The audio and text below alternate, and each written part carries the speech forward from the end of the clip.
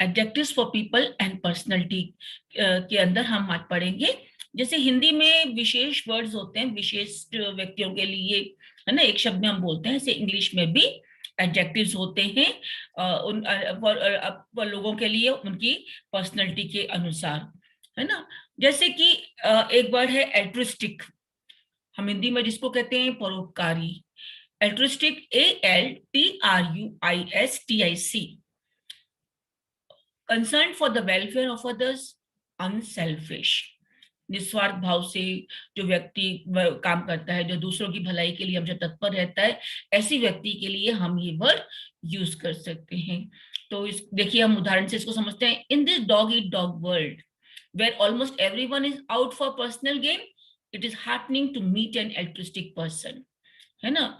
जहाँ पे हर जने अपने ही स्वार्थ के लिए मतलब तत्पर है, वहां पर किसी एल्ट्रिस्टिक परोपकारी व्यक्ति को मिलना बहुत ही अच्छा लगता है, दिल को भाने वाला।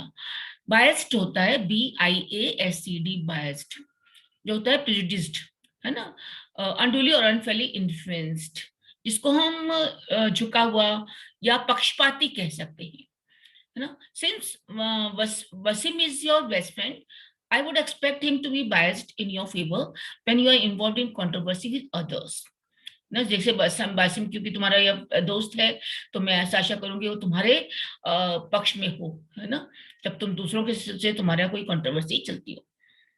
कैप्शियस, कैप्शियस हम ऐसे वर्ड को जो कि नुक्ताचीन होता है, जो छिद्रान्वेषी जिसको कहते हैं ना, कि quick to find fault especially और पेटी मैटर्स, जो कि बहुत जल्दी मतलब दूसरों में गलतियां ढूंढता है छोटी छोटी बातों पे, उसको हम इंग्लिश में कैप्शियस कहते हैं। CAPTIOUS, जैसे you are always looking for someone to criticise, must you be so captious, है ना। तुम हमेशा मतलब कोई ना कोई कमी ढूंढती रहती हो क्रिटिसाइज करने के लिए, तुम बहुत ही ये मतलब नुक्ताचीन हो।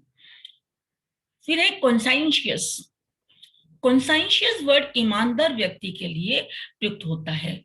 CONSCIENTIOUS, conscientious, governed by or made or done according to what one knows is right, है ना। तो जैसे my father was a very conscientious man, he never took time off work unless he was really sick. मेरे पिता जो थे बहुत ईमानदार व्यक्ति थे, उन्होंने कभी भी छुट्टी नहीं करी जब तक कि बीमार ना हो, है ना। उसके बाद नया वर्ड है डिफिडेंट। डिफिडेंट, DIFFIDENT, डिफिडेंट ऐसे व्यक्ति के लिए जो कि थोड़ा शर्मीला हो, है ना, जिसके अंदर कॉन्फिडेंस की कमी हो, ऐसे व्यक्ति के लिए प्रयुक्त होता है। तो जैसे your ability should give you confidence in yourself, you have no reason to feel diffident, तुम्हारी योग्यता जो है उसको तुम्हारे अंदर कॉन्फिडेंस देना चाहिए, है ना। और तुमको कोई कारण नहीं है कि तुम अपने आप को कम महसूस करो, शर्मिला महसूस मतलब शर्म महसूस करो। गेरुलिस, GARRULOUS, गेरुलिस उसके लिए होता है जो सुसमाज, जो बहुत ज्यादा बोलता है, बहुत ज्यादा बिना बात पे जो यूज करता है, मतलब वेरी टॉकेटिव व्यक्ति, जो कि बातूनी, जिसको हम एक शब्द में बातूनी कह सकते हैं। जैसे one who talks too much specially about unimportant things, है ना, जो ये मतलब जो चैटरिंग है बहुत ज्यादा। जैसे Sana is so garrulous that it is impossible to get any work done in her presence. Sana जो इतनी बातूनी है कि उसकी प्रेजेंस में कोई भी काम करना असंभव है। नाउ ग्रिगेरियस, GREGARIOUS, ग्रिगेरियस उस व्यक्ति के लिए काम में लेते हैं जिसे झुंड में रहना पसंद हो, जिसे जो सुसामाजिक हो, है ना, दूसरों की कंपनी में जो एंजॉय करे, सीकिंग और enjoying the company of others, जो कि सोशिएबल हो, ठीक है, ऐसे व्यक्ति के लिए हम ग्रिगेरियस वर्ड यूज करते हैं। जैसे at lunch, Vijay usually sits with friends but Anu keeps to herself, she is not gregarious.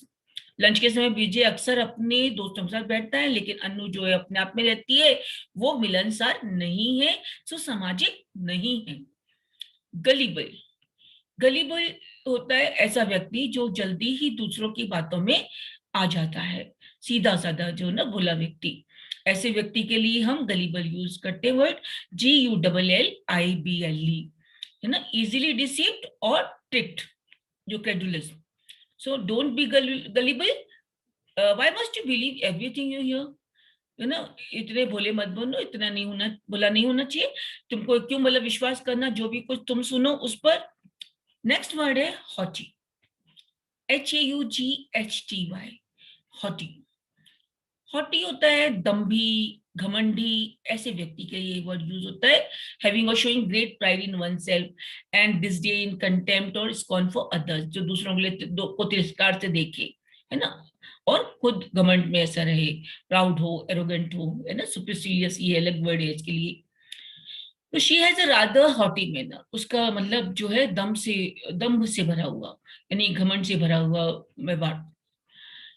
इम्पेसिव, इम्पेसिव कहते हैं फीलिंग और रिवीलिंग नो इमोशन, काम, अनमूव्ड, है ना, मतलब आवेगहीन जिसको हम कह सकते हैं, या भावना शून्य, भाव शून्य, है ना, उसको ऐसे हम व्यक्ति को, जैसे throughout the trial the defendant showed no emotion, he was impassive, IMPASSIVE, ठीक है, मतलब पूरे ट्रायल के दौरान डिफेंडेंट ने कोई किसी तरह का भाव नहीं दिखाए, वो भाव शून्य था, है ना।